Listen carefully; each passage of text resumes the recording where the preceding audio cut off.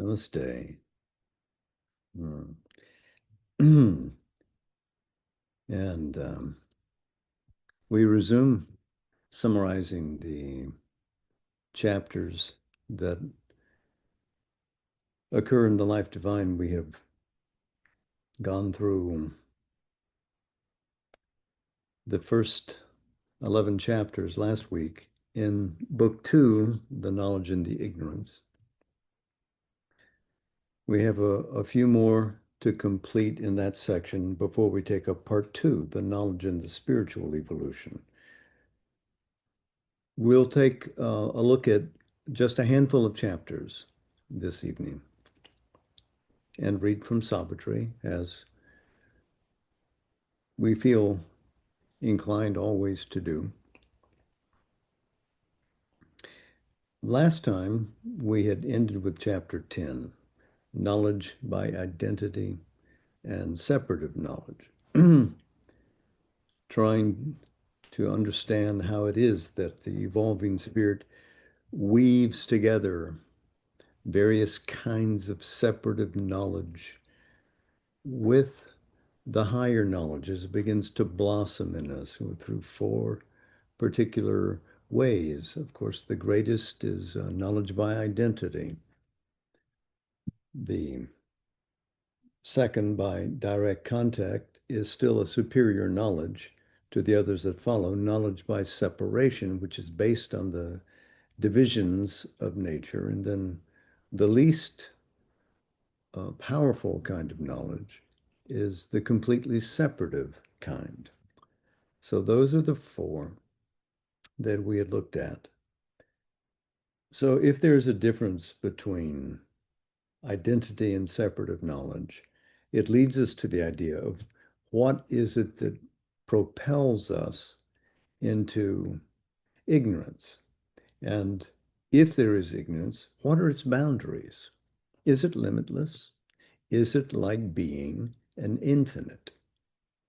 So in this chapter, the 11th, Sri Aurobindo addresses that, and some of the themes that he touches on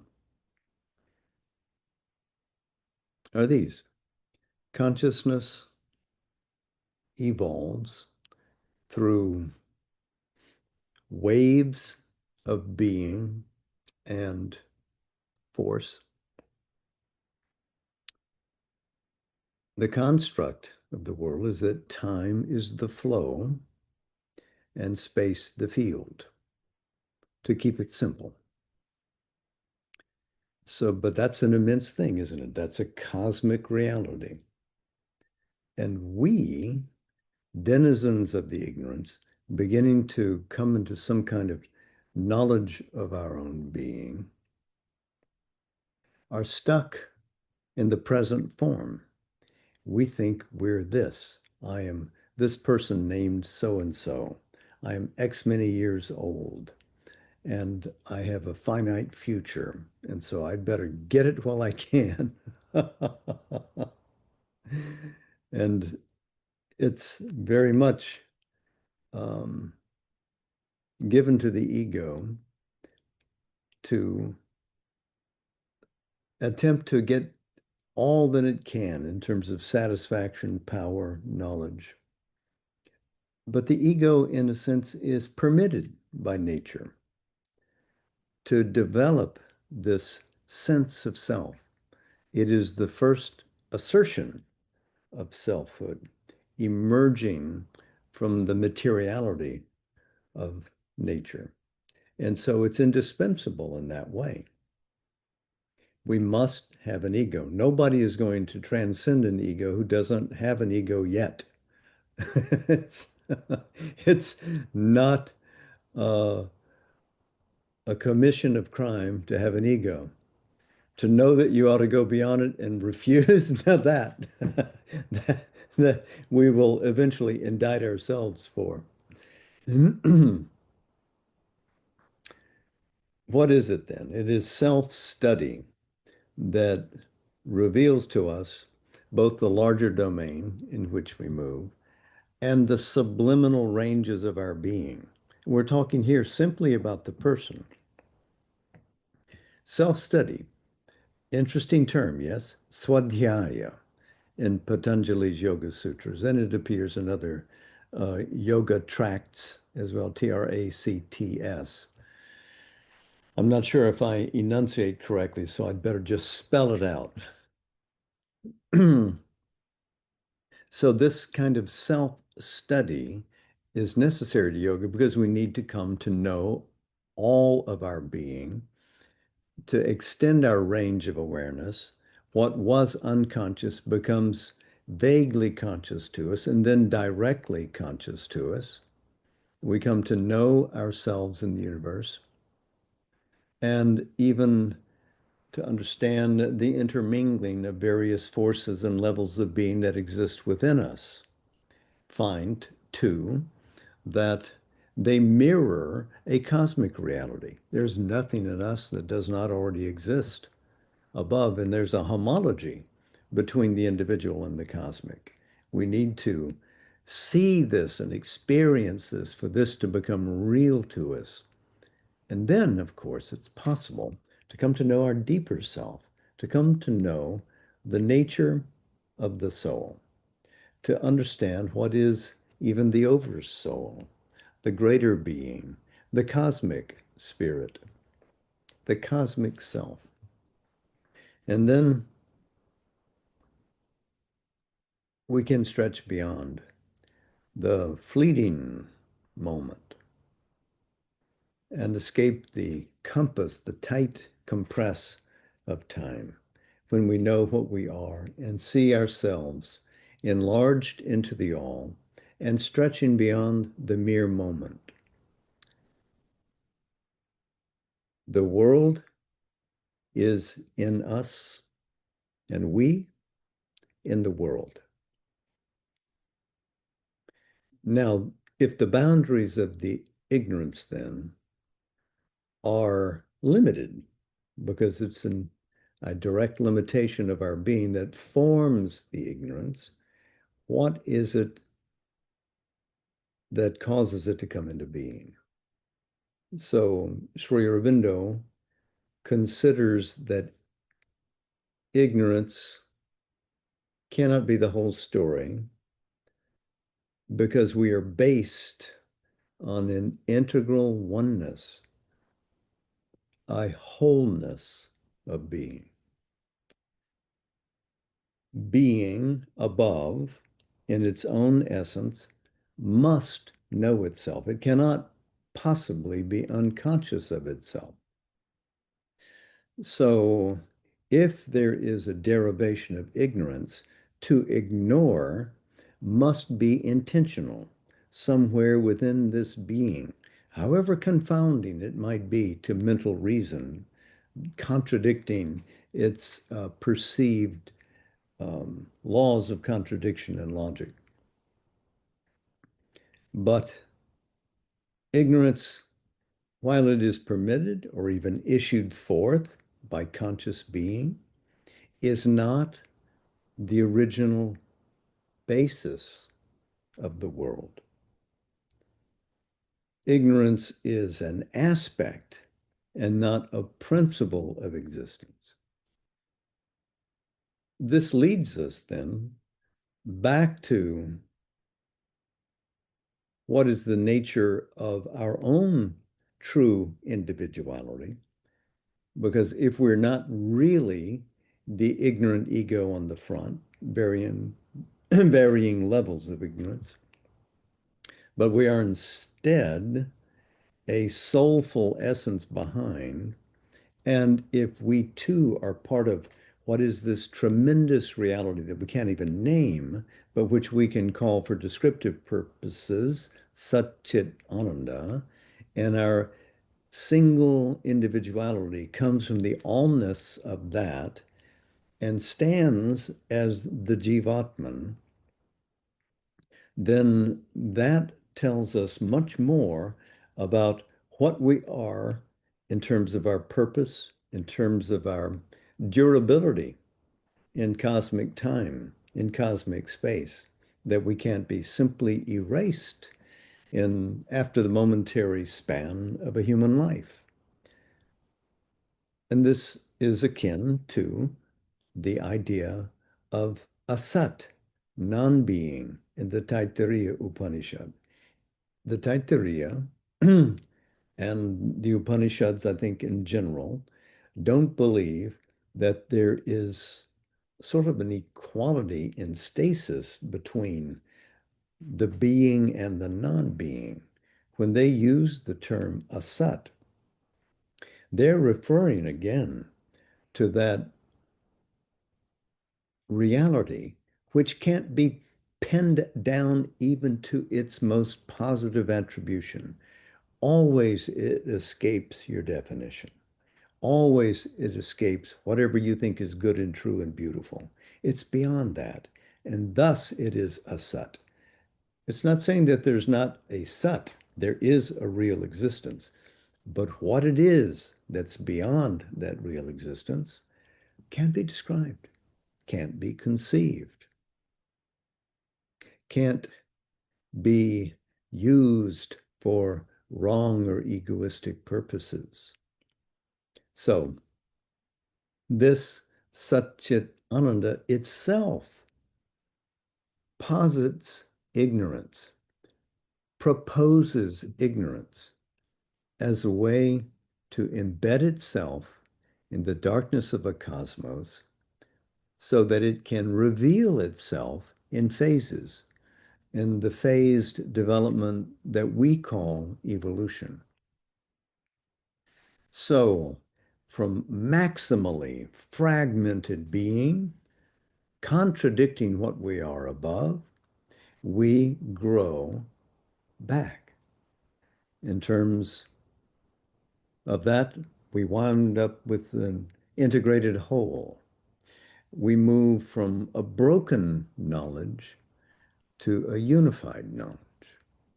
We move from fragmented force, failing force, to full power, etc., etc. So, Brahman is the all-encompassing reality. We can describe it as Satchit Ananda, a conscious being whose nature is delight. But this is a being which is not merely a passive reality abstract from all existence.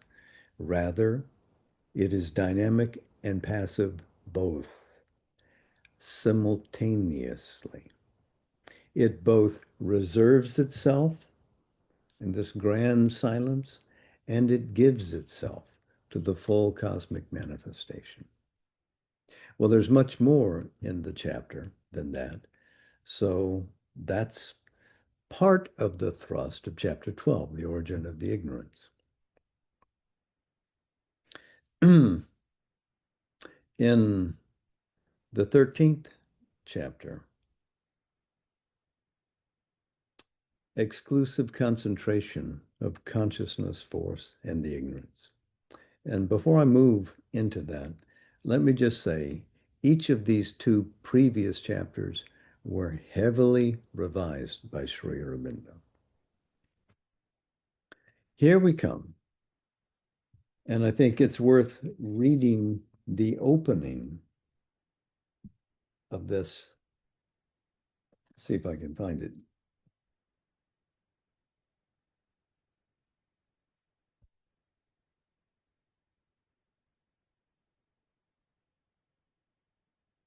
The first thing he does is offer a citation from the Rig Veda, a famous hymn, Mandala 10, hymn 190, and it's the first verse.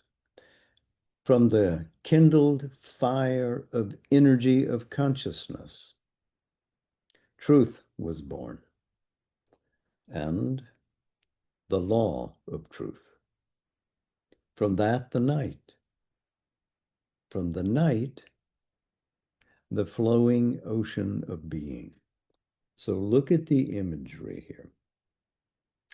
Kindled fire, you know how important Agni is, and you know that this concentration of energy is called tapas, produces heat, produces light.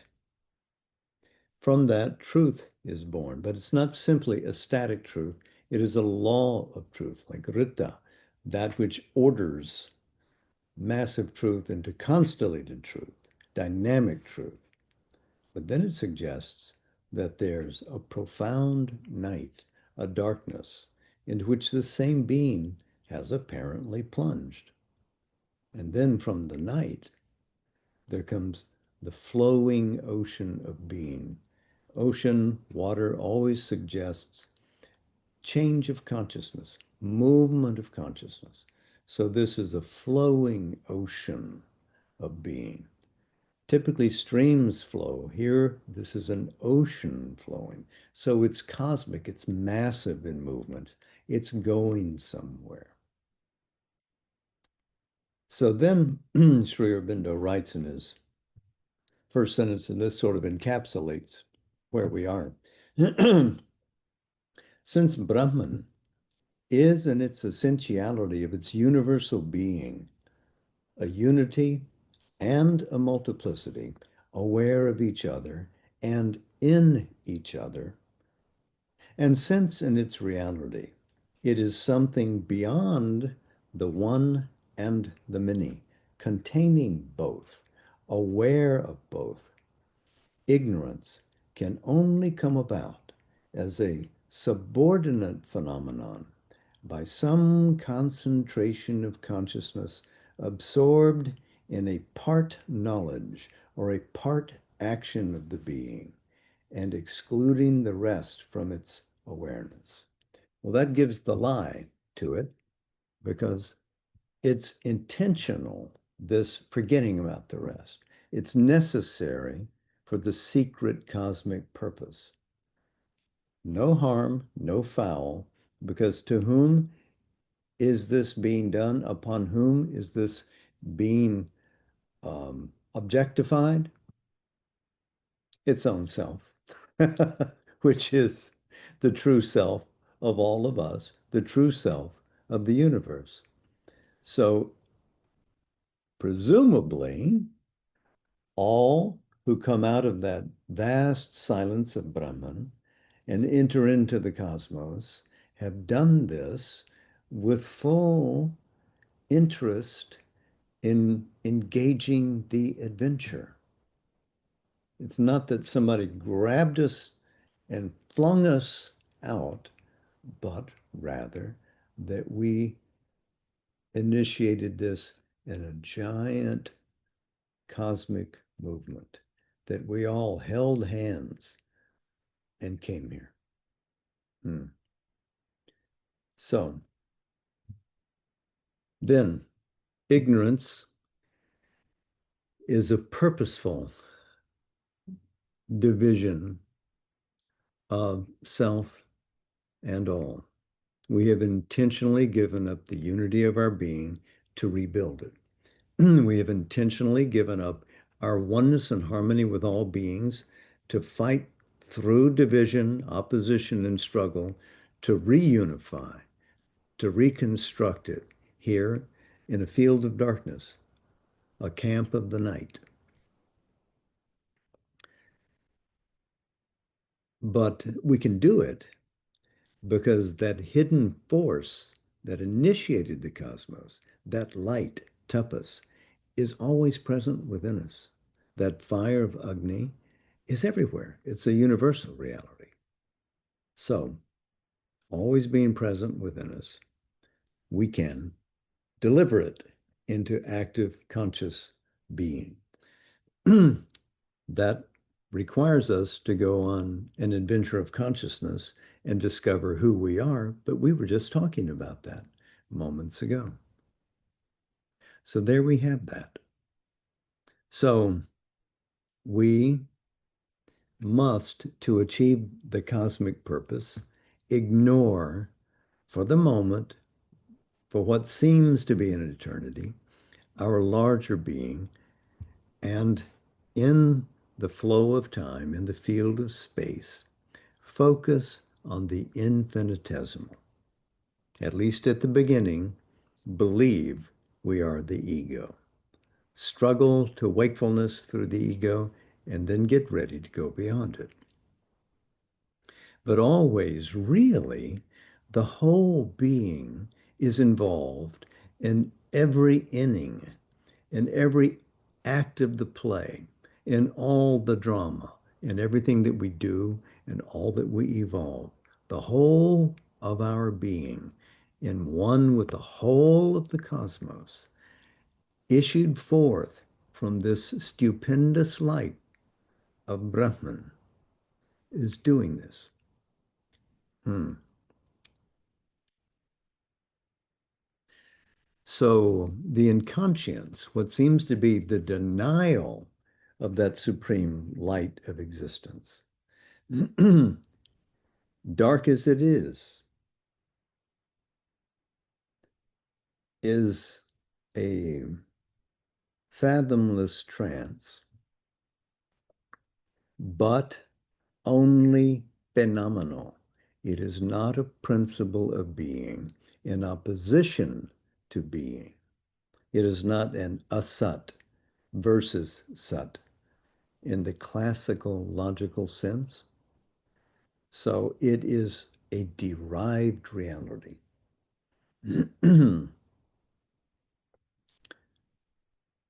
It's as if when you compare the stature of a god or an asura with the infinity of what is that with a capital T. The immense is immense, but it is not infinite. And the inconscience is deep, and we haven't fathomed it yet, but it is not infinite. The only thing that is infinite is the divine. So we see then that if the inconscience is phenomenal and not essential, we need not fear it. We can overcome it in the process of our ongoing evolution. We need ignorance to trace the cycle back. So this exclusive concentration that leads to ignorance is a purposeful descent, not accidental, a purposeful descent, and a positive power, ultimately. That's where we get in chapter 13. And then when we come to chapter 14, the origin and remedy of falsehood, error, wrong, and evil. Oh dear, we're back to theodicy.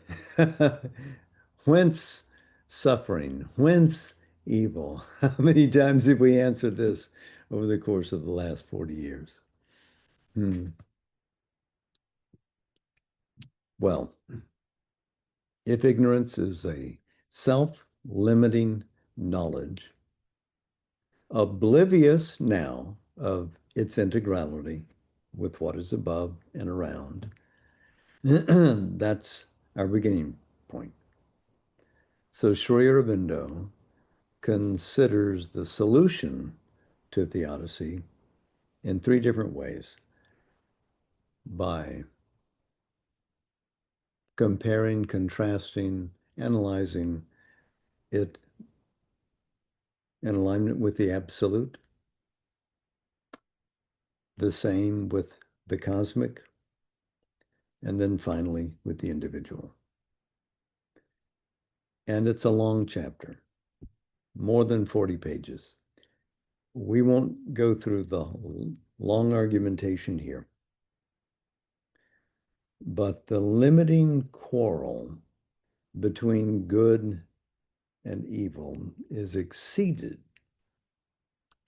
outgrown, when the soul is realized and steps forth actively into the nature, and then extends itself into oneness with the all and the divine.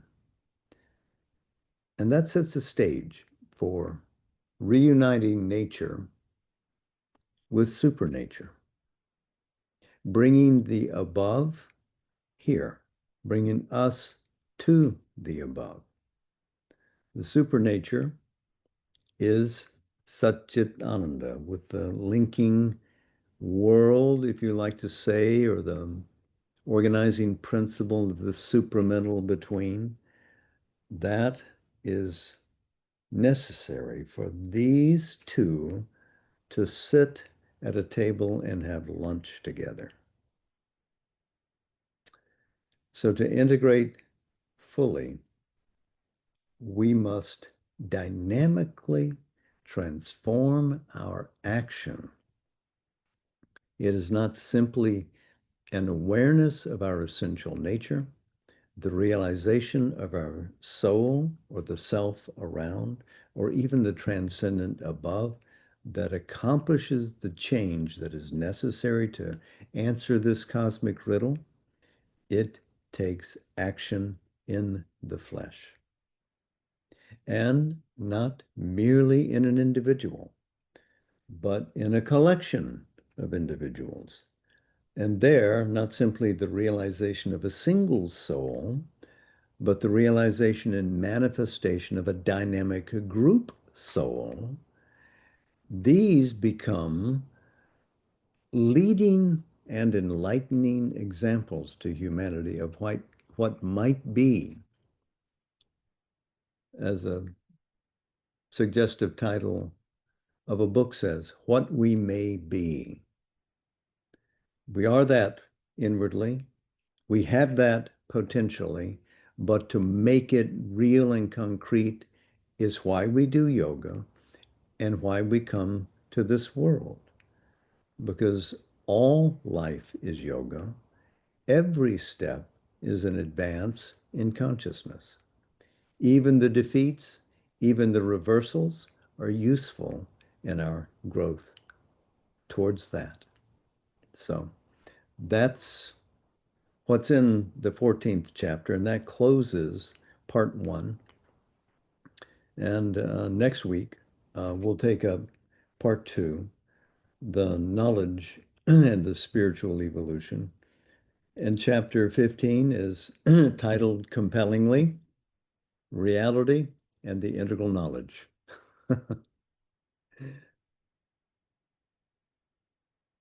Couldn't resist. So let's read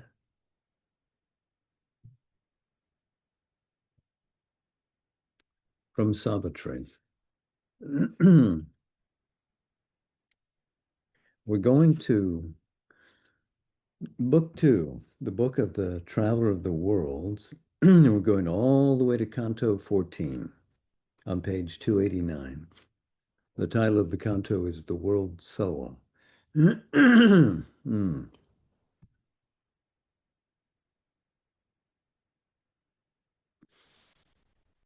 A covered answer to his seeking came. In a far shimmering background of mind space, a glowing mouth was seen, a luminous shaft. A recluse gate it seemed, musing on joy, a veiled retreat and escape to mystery. Away from the unsatisfied surface world, it fled into the bosom of the unknown, a well, a tunnel of the depths of God. It plunged as if a mystic groove of hope through many layers of formless, voiceless self to reach the last profound of the world's heart. And from that heart there surged a wordless call, pleading with some still impenetrable mind, voicing some passionate unseen desire. As if a beckoning finger of secrecy outstretched into a crystal mood of air, pointing at him from some near hidden depth, as if a message from the world's deep soul, an intimation of a lurking joy that flowed out from a cup of brooding bliss, there shimmered, stealing out into the mind, a mute and quivering ecstasy of light, a passion and delicacy of roseate fire. As one drawn to his lost spiritual home, feels now the closeness of a waiting love, into a passage dim and tremulous that clasped him in from day and night's pursuit, he'd traveled led by a mysterious sound. A murmur multitudinous and lone, all sounds it was in turn, yet still the same. A hidden call to unforeseen delight in the summoning voice of one long known, well loved, but nameless to the unremembering mind. It led to rapture back the truant heart. The immortal cry ravished the captive ear. Then, lowering its imperious mystery, it sank to a whisper circling round the soul. It seemed the yearning of a lonely flute that roamed along the shores of memory and filled the eyes with tears of longing joy. A cricket's rash and fiery single note, it marked with shrill melody night's moonless hush, and beat upon a nerve of mystic sleep its high, insistent, magical reveille. A jingling silver laugh of anklet bells traveled the roads of a solitary heart. Its dance solaced an eternal loneliness, an old forgotten sweetness sobbing came. Or from a far harmonious distance heard the tinkling pace of a long caravan, it seemed at times, or a vast forest's hymn, the solemn reminder of a temple gong, a bee croon honey drunk in summer isles, ardent with ecstasy in a slumbrous noon, or the far anthem of a pilgrim sea. An incense floated in the quivering air, a mystic happiness trembled in the breast, as if the invisible beloved had come, assuming the sudden loveliness of a face, and close glad hands could seize his fugitive feet, and the world change with the beauty of a smile.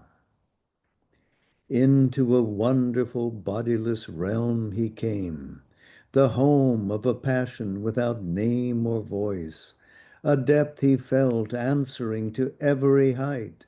A nook was found that could embrace all worlds, a point that was the conscious knot of space, an hour eternal in the heart of time.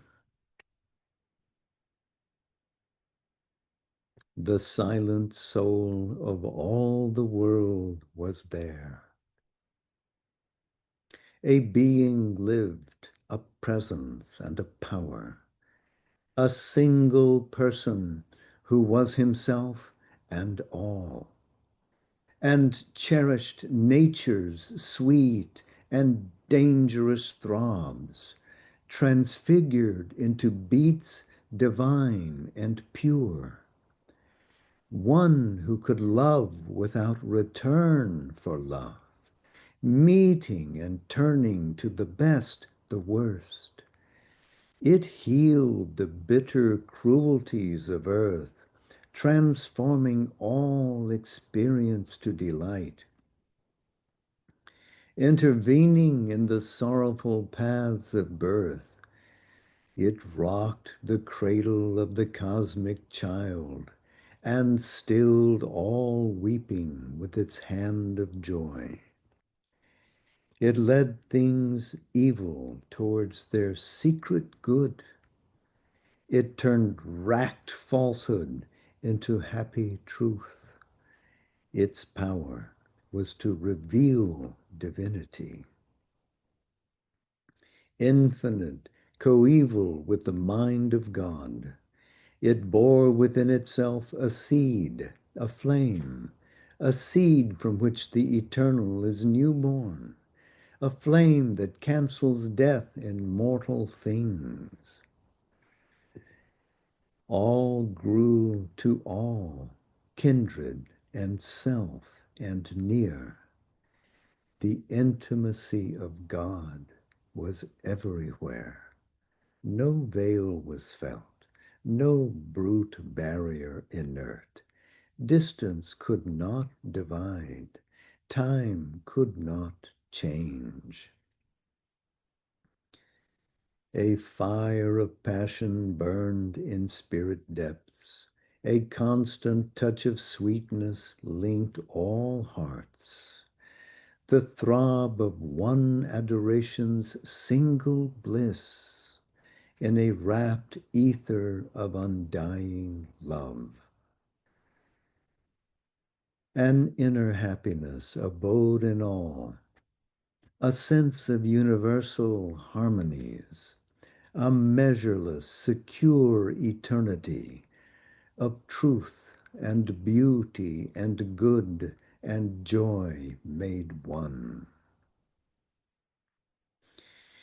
Here was the welling core of finite life. A formless spirit became the soul of form.